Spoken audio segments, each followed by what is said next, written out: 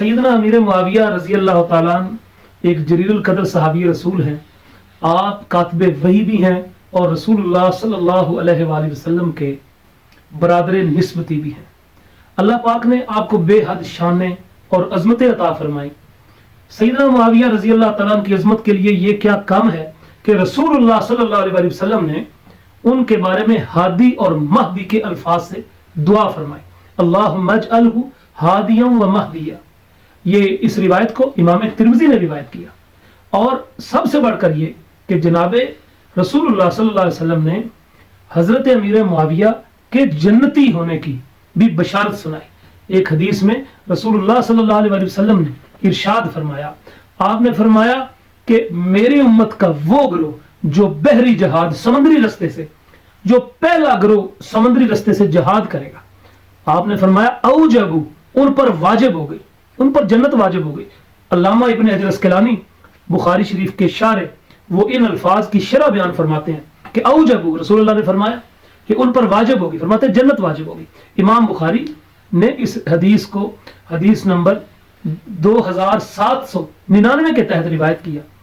اور جس گروہ کو رسول اللہ صلی اللہ علیہ وسلم نے جنت کی بشارت دی کہ جو بحری جہاد کرے گا سمندر کے رستے, پہلا گروہ جو میری امت کا نکلے گا جہاد کرنے کے لیے, سیدنا امیر معاویہ رضی اللہ تعالیٰ عنہ. نہ صرف یہ کہ وہ آپ اس گروہ میں شامل تھے بلکہ آپ اس گروہ کے سپہ سالار بھی تھے. تو آپ کو بزبان رسالت جب جنت کی بشارت ملی تو اس سے مومنین کے سینے ٹھنڈے ہو گئے.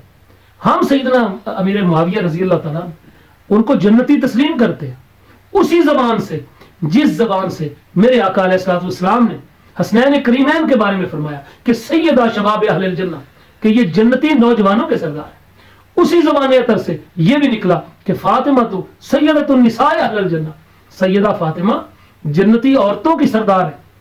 جس زبان پاک سے یہ نکلا کہ علی جو ہیں, علی بڑی عظمت والے ہیں, اسی زبان سے یہ نکلا کہ میری امت کا جو پہلا گروہ سمندری رستے سے جہاد کرے گا اس گروہ پر جنت واجب ہے. تو اب دوستو یہ کون سا پہلا گروہ تھا؟ زمانہ تھا حضرت عثمان کا رضی اللہ تعالیٰ عنہ.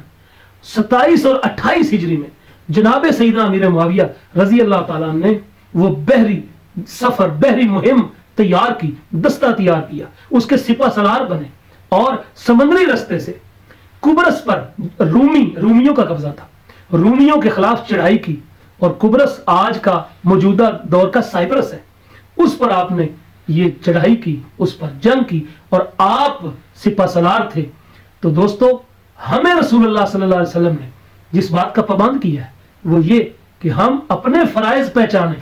ہمارے فرائض کیا ہیں کہ ہم اہل بیت رسول سے محبت کرتے ہیں, حضور کے صحابہ سے محبت کرتے ہیں, حضور علیہ الصلوۃ والسلام سے محبت کرتے ہیں, ہم انبیاء سے محبت کرتے ہیں, ہم ان کے درمیان ہونے والے معاملات کو اللہ کے سپرد کرتے ہیں. ان کے فیصلے خدا نے کرنے ہیں, رسول نے کرنے ہیں, ان کے فیصلے میرا پروردگار کرے گا. مجھے بالکل یہ حق حاصل نہیں ہے کہ میں صحابہ کے فیصلے کروں, میں کسی کے بارے میں زبان تان دراز کروں. مجھے عقیدت کا حکم ہے.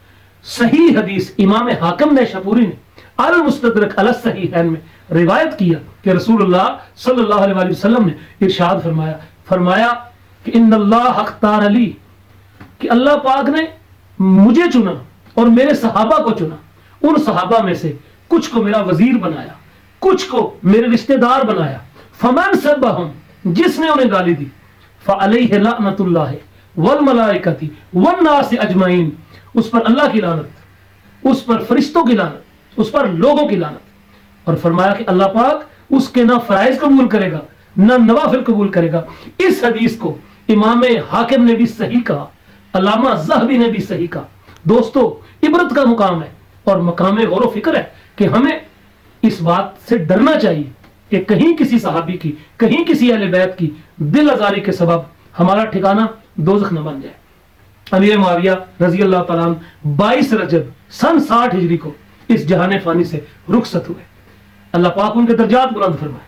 اللہ پاک ہمیں صحابہ اور اہل بیت سے محبت کی توفیق عطا فرمائے, ہمیں ان کے راستے پر چلنے کی توفیق عطا فرمائے. لیکن ایک بات کی طرف میں اشارہ ضرور کروں گا, وہ یہ کہ سیدنا علی اور سیدنا معاویہ کے درمیان کچھ معاملات میں اختلاف ہوا وہ اختلاف جنگوں کی شکل بھی اختیار کر گیا، لیکن اس اختلاف کے بارے میں نیک لوگوں کا، اہل سنت کا، ائمہ کا، محدثین کا، مورخین کا، صوفیاء کا، اولیاء کا، تابعین کا، تبع تابعین کا ایک ہی موقف تھا، وہ یہ کہ ان میں سیدنا علی آپ حق پر تھے، لیکن ان کا دوسرا گروہ سیدنا معاویہ کا گروہ وہ باطل پر نہیں تھا۔ باطل پر وہ ہوتا ہے جو بد نیتی سے لڑتا ہے۔ حضرت امیر معاویہ اپنی طرف سے وہ بھی نیک نیتی سے اختلاف کر رہے تھے، لیکن سیدنا معاویہ رضی اللہ تعالیٰ اور ان کا گروہ وہ اجتہاد میں خطا کر گیا۔ تو زیادہ سے زیادہ ہم یہ کہتے ہیں، لیکن اجتہاد میں خطا کرنا کوئی گناہ نہیں ہے، اس پر کوئی سزا نہیں ہے، بلکہ احادیث کی روح سے ایک اجر ملتا ہے۔ تو اس لیے ہم کیوں برا کہیں اس شخص کو جس کو بخاری شریف حدیث نمبر 2799 کے تحت جنتی کہا گیا؟ ہم کیوں برا کہیں اس شخص کو کہ جس کے بارے میں کہا گیا ہو، اللہ کے رسول نے دعاؤں میں فرمایا ہو کہ اللہ اس کو ہادی بنا، مہدی بنا، یعنی یہ لوگوں کے لیے ہدایت کا سبب بھی بنے اور یہ خود ہدایت یافتہ بھی۔ تو اس لیے صحابہ کے درمیان ہونے والی جو لڑائیاں ہیں ان کی بنا پر اہل سنت کا، نیک لوگوں کا، ائمہ کا، محدثین کا، احتیاط کرنے والے لوگوں کا، یا جن کے دل میں کچھ بھی خوف خدا اور رسول تھا، ایک ہی موقف تھا، اب بھی ہے اور رہے گا کہ ہم ان کو برا نہیں کہتے، ان کے معاملات کو اللہ کے سپرد کرتے ہیں۔ السلام علیکم رحمت اللہ۔